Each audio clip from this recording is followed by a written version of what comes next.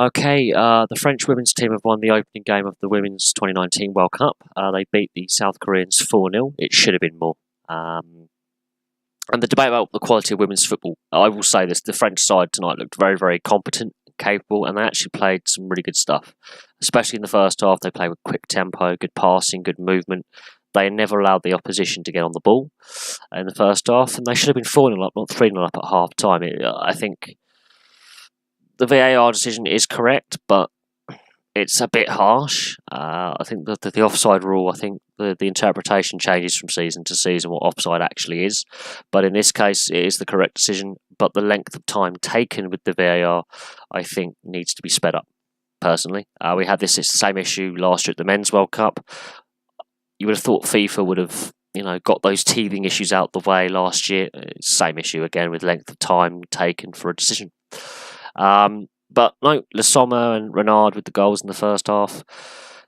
Henry with the sole goal in the second half. And I did feel that the French women's team, they had that intensity in the first half. They lacked it in the second. They allowed the game to just meander aimlessly in the second half. They took their foot off the gas a little bit. And for all their brilliance in the first half, they weren't ruthless enough in the second. They could have had 5, 6, 7, 8 goals.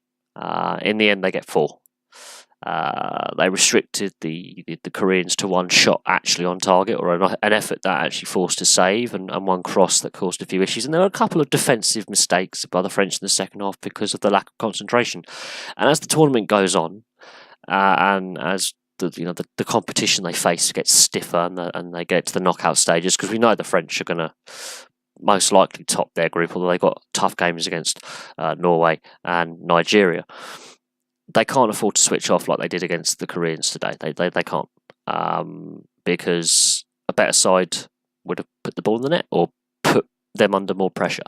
And the debate there about the quality between men and women's football. I actually felt this women's side by France played very, very well today. Very good pass and move, high intensity play in the first half, high pressure, take advantage of your opposition's weaknesses, which was lack of height in this case. And lack of physicality. The French were more physical and they had a height advantage in the box. The men's game, this is less of an issue.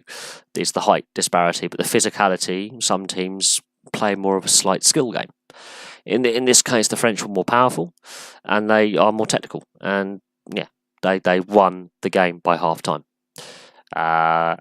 They could have had 4 goals. As I say, the VAR, the one criticism of VAR is the length of time it took to make the correct decision. I will say this, the decision by VAR was correct, but it was the length of time. I thought we had got through this last year in the World Cup with the VAR. It seems that FIFA haven't really taken on board the criticisms of the length of time taken to distinguish what is offside. It may be a slight offside by about a foot, but it's still offside.